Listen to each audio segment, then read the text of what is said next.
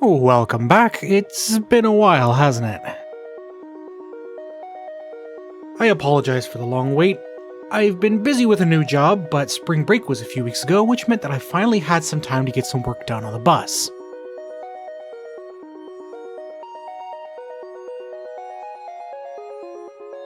If you're new here, my name is Cinnamon Roll, and I'm building a school bus into my home.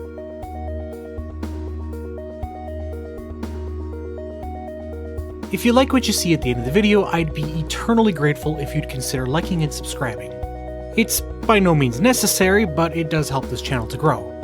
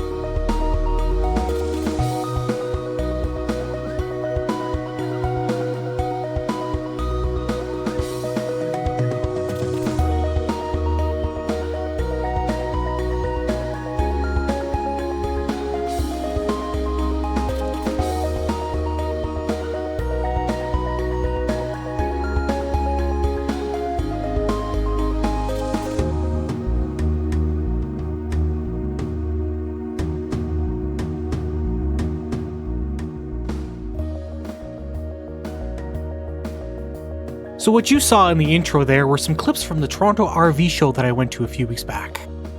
I was primarily looking for ideas, and I found quite a few that I think I can incorporate into my own build. So I started this week by mapping out yet more locations for not only electrical, but also for gas and water. Now that I have a basic floor plan to work off of, I could further refine the locations of where all my utilities needed to run.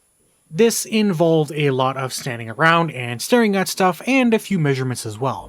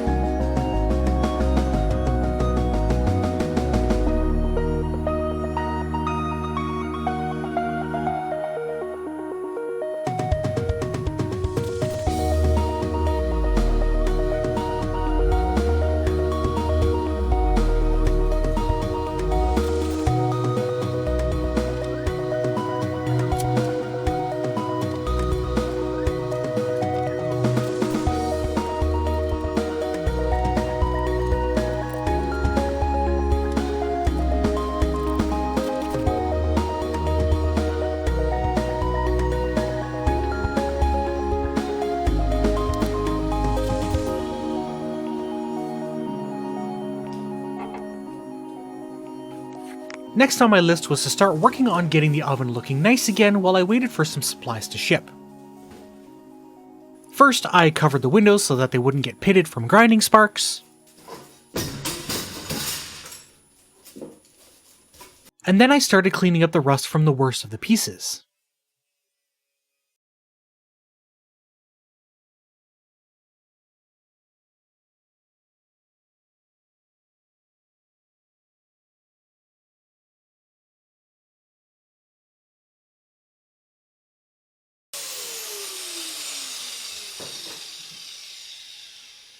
After the majority of the rust was removed, I went into the barn and began prepping for paint. So for the burner support, I decided to use a galvanizing compound instead of paint. I used this because the original part was galvanized, and in the process of getting the rust off, I also took off quite a bit of the galvanized coating. Maybe I could have painted it, but I felt like the galvanizing would last a little longer. While I waited for the burner support to dry, I began working on sanding the other parts of the oven. Once everything was sanded and wiped down, I gave each part a quick coat of rust converter because I wasn't able to completely remove all of the rust. The two main products that I used are high gloss engine enamel and rust converter. I grabbed some red Scotch-Brite pads and some sandpaper and got to work. Some of the pieces were a little banged up from the disassembly and from moving them around, so while I was at it I bent them straight again. Once I was satisfied with the sanding job, I gave the parts a thorough wipe down.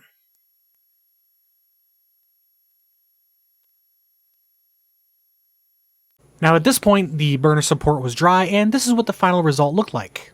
Not perfect, but good enough for a part you'll probably never see. Once the rust converter was completely dry, I painted all the parts with that gloss black engine enamel to match the rest of the oven's aesthetic. While I had the paint out and everything, I decided to redo the water heater cover and the oven range hood as well.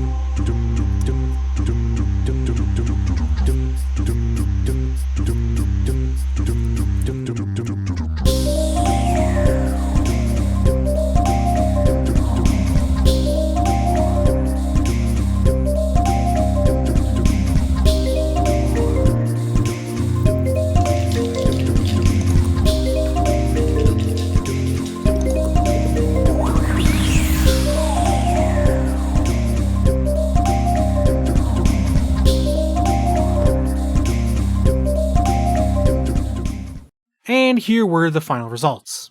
Now, the water heater cover had some pretty bad wrinkling, so off camera I sanded it down and redid the paint on that. I'm not 100% sure why this happened, but I'm guessing it had to do either with temperature or maybe I didn't shake the cans enough.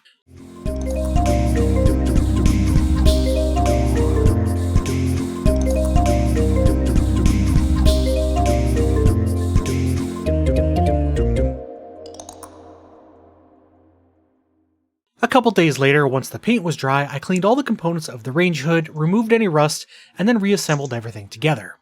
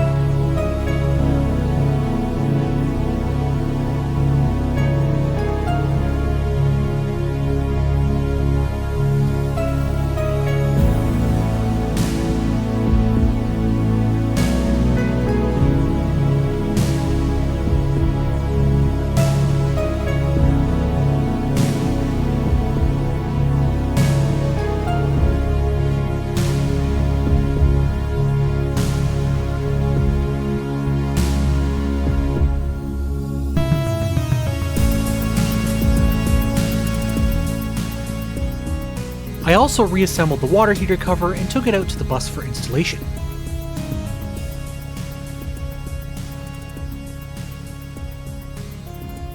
I decided that the best spot for the water heater would be under the refrigerator. I started where I always do, by taking measurements. I then built a frame to sandwich the body of the bus between it and the flange of the heater. And if you don't understand that, that's okay, this will make sense later.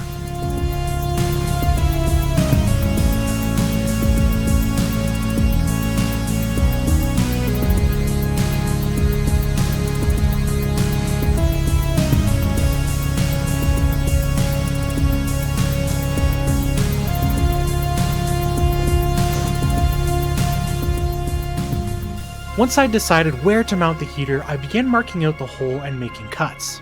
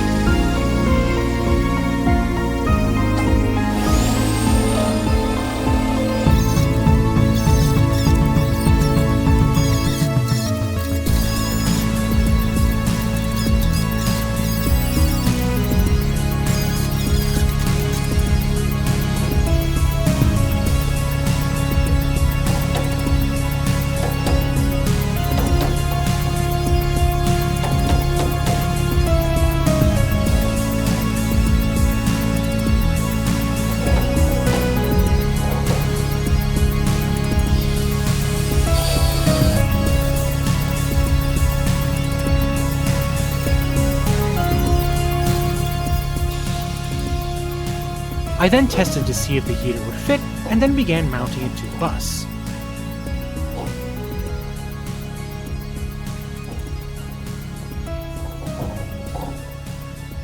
I cleaned up the hole and primed it so that it wouldn't rust.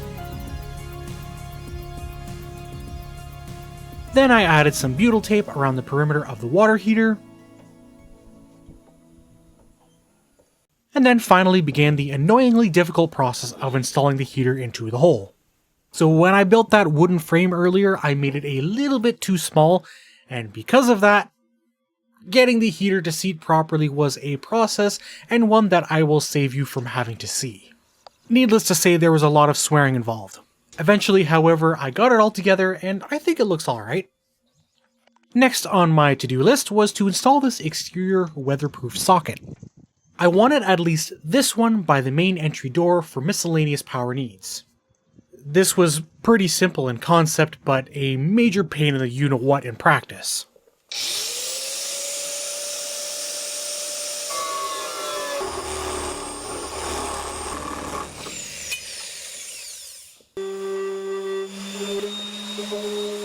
I had to build structure to hold the box in place, but that wasn't all that difficult.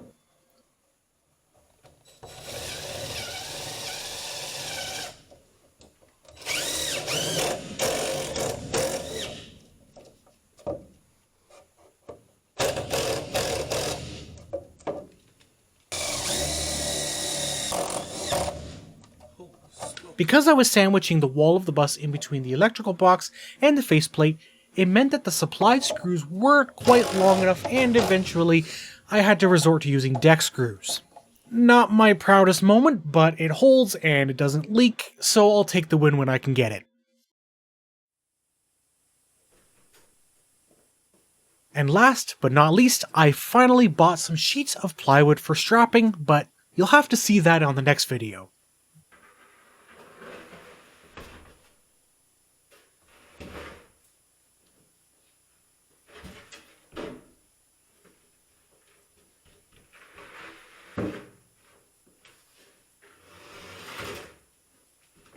I know it's been a while since I've uploaded, but I have a lot coming down the pipeline. I have at least 2 more videos worth of footage just waiting to be edited together, so rest assured, this project is not over. If anything, it's starting to pick up steam again. Anyways, thank you so much for watching, and I'll see you next time.